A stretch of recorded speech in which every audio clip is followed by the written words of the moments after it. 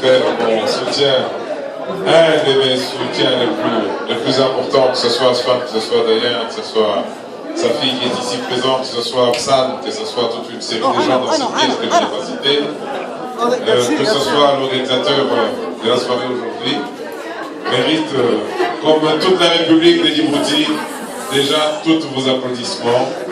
Inch'Allah, grâce à Dieu. Un pays peuplé. Frères et sœurs, je ne vais pas vous faire un long discours. Il y a des pays qui ont disparu. Le Soudan n'est plus un Soudan entier. Il y a le Sud-Soudan, il y a le Nord-Soudan. Le Congo, mon pays d'origine, souffre d'une menace de séparation. Je suis élu d'abord conseiller municipal, professeur d'économie dans une autre école. Je suis arrivé en Belgique en 79, conseiller municipal de la ville de Bruxelles. Je suis devenu échevin et je suis devenu député bruxellois et je suis devenu premier secrétaire du Parlement bruxellois. Je suis devenu vice-président du Parlement bruxellois. Et par la grâce de Dieu et surtout grâce à votre soutien et à Doyen qui n'est pas ici ce soir, dont la fille est présente, à qui vous transmettrez tout mon amour, mon respect, ma considération, n'est-ce pas, cet homme qui incarne beaucoup de sérieux dans notre communauté. Grâce à vous, Dieu m'a donné le privilège d'allier CG parmi les 71 sénateurs, car les États-Unis n'en ont que 100, il y en a 71 en Belgique. Je voudrais vraiment vous applaudir vous-même et de moi vous remercier pour toute la communauté du Monsieur.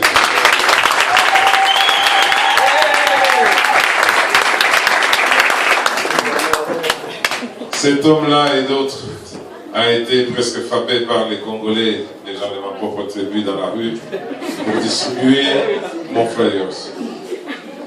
Mais dans toutes les écritures et dans toutes les religions, il y a un Dieu pour les innocents. Oui. Et Dieu ne m'a pas mis là-bas pour moi-même parce qu'il a fait un miracle.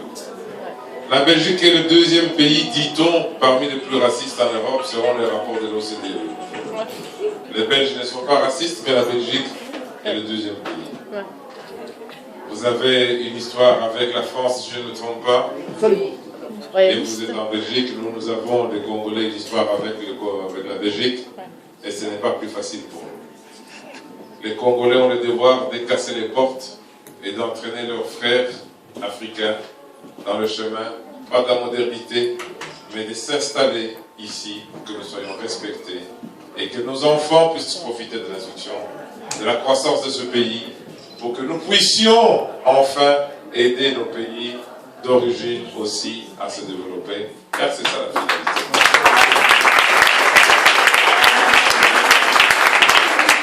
Frères et sœurs, Dieu a fait des miracles, car dans un combat comme celui que je mène, les Congolais disent avec un doigt, on ne sait pas laver un visage. Et avec un bracelet, pour les femmes qui sont dans la salle, un seul bracelet ne fait pas de bruit. Dieu a créé l'homme et il a créé la femme. La femme djiboutienne qui est ici, je la respecte. C'est une des plus belles femmes d'Afrique. Et je suis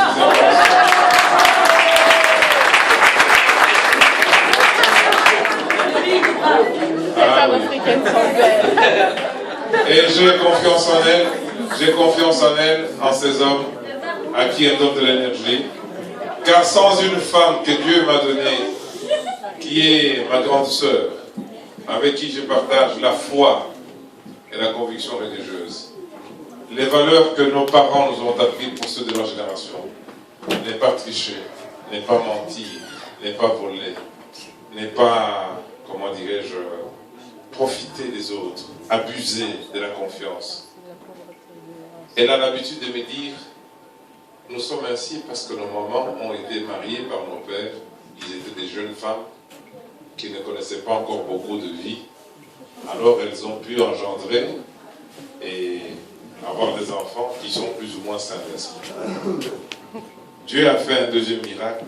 Je suis sénateur au même moment où il a élevé une femme comme vous, celle qui défend la dignité de la femme africaine, mes frères et mes sœurs, qui est ici. Elle est la première femme noire. Il y en a une première femme noire en Italie qui est ministre qu'on a traité des macaques, des gibbons, des singes. vous avez vu que même l'Italie, un pays développé, soi-disant troisième économie d'Europe, on est à l'heure, on injurie des femmes, etc., etc. En Belgique, elle est la première femme noire à rentrer sur les 150 députés fédéraux à la Chambre des représentants, au même moment où moi je suis sénateur à la Chambre du Sénat. Elle doit me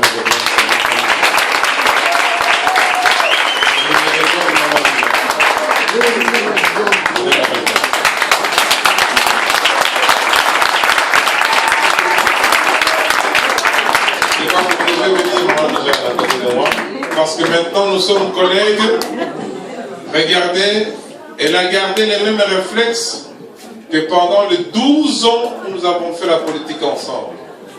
J'ai été chercher des Noirs, des Africains, des Congolais de ma tribu, des Africains de l'Afrique centrale. Et d'ailleurs, pour faire l'ouverture, pour que la politique belge ne soit pas seulement ouverte aux Congolais, parce que les Congolais ont une histoire avec les Belges, et 80%, si pas 99% d'entre eux sont tous là, partis voir chez les concurrents. Car plus vous nous donnez des voix, plus les concurrents viennent vous dire nous allons aider la communauté. Et Maman Mijane est restée. Aujourd'hui, ses collègues sont Elio Diroupo, parce que monsieur le Premier ministre doit passer à la Chambre tous les jeudis pour pouvoir répondre aux questions de tous les députés. Et les députés, au même titre que Benoît Loudjen, qui est le ministre, le président de mon parti. Elle est assise sur le même fauteuil et c'est la première femme qui respecte votre dignité. Maman, mes frères et sœurs, soyez-en fiers.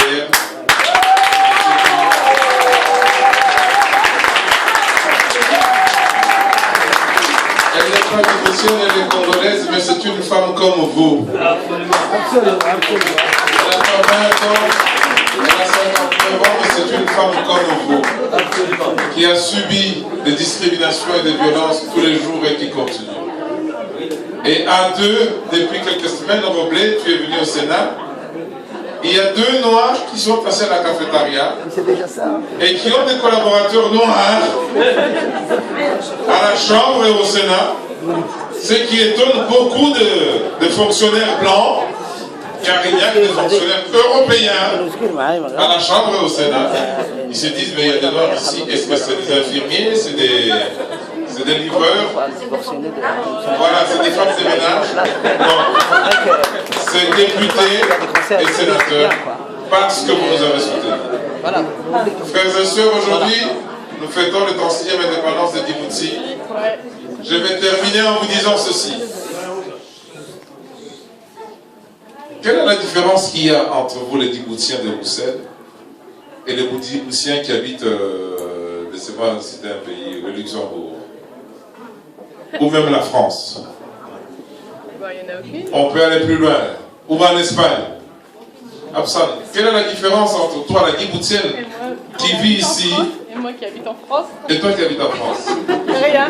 La différence, c'est que si Absan est sérieuse, en venant voir monsieur le sénateur, elle peut tomber sous le président de l'Union européenne qui s'appelle Van Rompuy, dont le président Outerbeek est assis devant moi. La résolution dont tu parles, Roblé, pour faire reconnaître le Parlement légitime, légalement élu.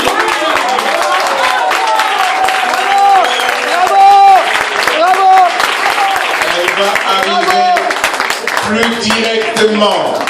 Elle va arriver plus directement parce que quand Didier Reynders, ministre des Affaires étrangères, finit de donner ses explications que je lui demande ou qu'elle lui demande, on lui dit quelle est notre position en tant que capitale de l'Europe pour la situation dans la République de Djibouti. Est-ce que vous avez vraiment compris ce que je voulais dire, frères et sœurs?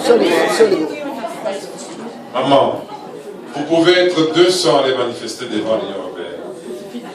On va vous chasser. Vous pouvez être même 1000.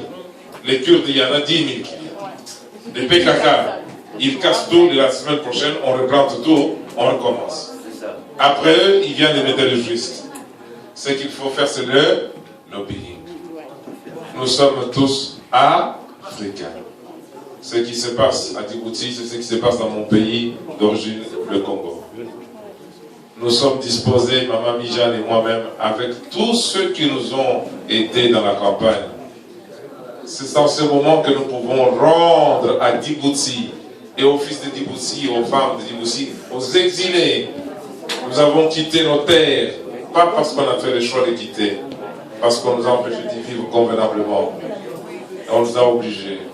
C'est maintenant que nous pouvons saisir dans les 11 mois qui nous restent pour utiliser la position que Dieu nous a donnée au Sénat et à la Chambre pour pouvoir utiliser ce petit pays qui est la Belgique, mais qui accueille, qui est la deuxième capitale diplomatique du monde, si pas la première avant Washington, car ici, il y a tous les pays les plus puissants. Voilà la différence entre absente de France et absente de Bruxelles. La suite ne dépend que d'absente de Bruxelles. Si elle veut rester chez elle et attendre que Dieu fasse des miracles tout seul, ou elle va se mobiliser pour que, au lieu de disperser nos voix qui ne sont pas nombreux, car je termine en vous disant, beaucoup viendront vous dire, mais c'est un Congolais. Ils sont bêtes. D'autres viendront me dire, mais toi tu n'aimes que tes frères djiboutiens, ce sont des musulmans, toi tu es chrétien. Oui, oui. Et on nous divise. L'Africain est l'être humain le plus facilement divisable. Il suffit de lui faire une promesse, je te donnerai. En attendant, donne-moi la tête de Mampaka, de Mijane, venez ici, pardonnez-moi, parce que vous me filmez, je voudrais même que mon président de parti, cher Benoît, vienne. Si tu me regardes, cher Benoît. Je dis toujours que le parti politique est un véhicule qui vous permet de partir d'un point A jusqu'au point B. Et les partis politiques sont différents, ce sont des options. Il y a des voitures qui ont des climatiseurs, il y a des voitures qui n'ont pas de climatiseurs. L'important, ce sont les idées. Donc, si vous voulez vous battre pour Djibouti, que personne ne vienne vous dire que vous avez le droit de vous dire moi je suis, je ne sais pas, NVA, moi je suis CDNV, moi je suis... Cherchez parmi vos frères qui vous comprennent, parce que nous avons vécu ce que vous vivez, et qui peuvent traduire vos souffrances, vos préoccupations et vos lobbies de la manière avec beaucoup d'expérience. Regardez sur Congo Mikili, c'est une télévision congolaise. Je suis en train de demander de refuser l'expulsion de toute une série de gens, et je termine en disant, grâce à notre action avec Maman Mijane, à votre soutien, Milké a régularisé quand même, contre l'avis du Conseil d'État, combien de personnes, maman? 50 000 personnes. Dieu sait parmi vous combien parmi vous ont bénéficié de cette régularisation. Est-ce que c'est parce que Milké s'est réveillé comme ça? C'est peut-être pour mes beaux yeux. Non, c'est parce que vous m'avez donné des voix. Son collègue s'appelle comment, le président de la commission de naturalisation? Georges d'Allemagne. Il y avait combien de dossiers de naturalisation, pas de régularisation, de naturalisation que la NVA avait bloqués? 60 000 dossiers. On est déjà à combien de dossiers qui ont été libérés? 15 000 dossiers.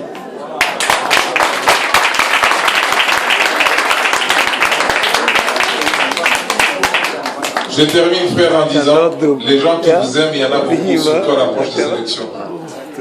Et après les élections, je reçois dans mon bureau beaucoup de nos frères qui ont fait campagne pour leur ami Vandenbos, Vandenbos, Vandenbos. Qu'est-ce que tu as fait? J'ai fait la campagne. Mais pourquoi tu veux me voir moi? Parce que tu n'as pas fait ma campagne.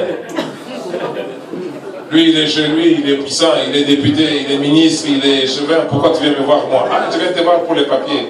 Ah, c'est parce que Hassan avait fait ta campagne. Ah, parce qu'Hassan a fait ma campagne, que tu es le cousin d'Hassan, que tu viens me demander quelque chose. En attendant, toi, tu as fait celle de qui? Tu as fait de celui qui t'a fait croire qu'il est plus puissant. Ne vous laissez plus tromper.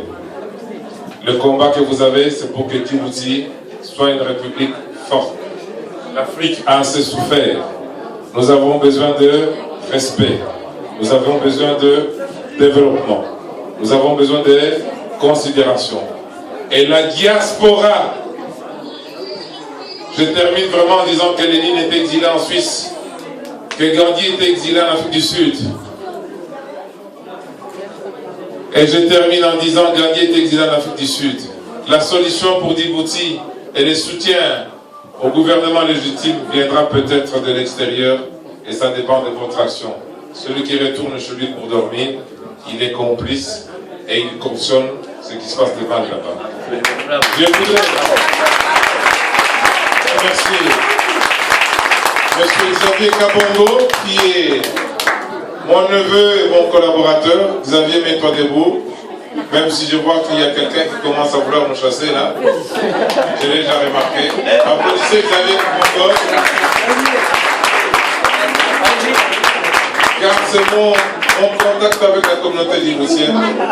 Et applaudissez Mademoiselle Senga, qui est vraiment la préférée de monsieur notre doyen. Arsane, qui fait partie de notre équipe Europlay et le doyen lui-même.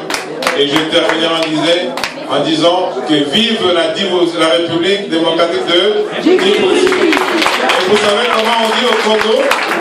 Djibouti, oyez! Djibouti, oyez! Djibouti, oyez! Bonne chance à la République de Djibouti. Bonne chance à tous les Djiboutiens de Bruxelles et d'ailleurs.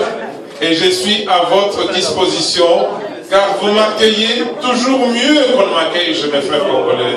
Que Dieu vous bénisse. USM, oyez!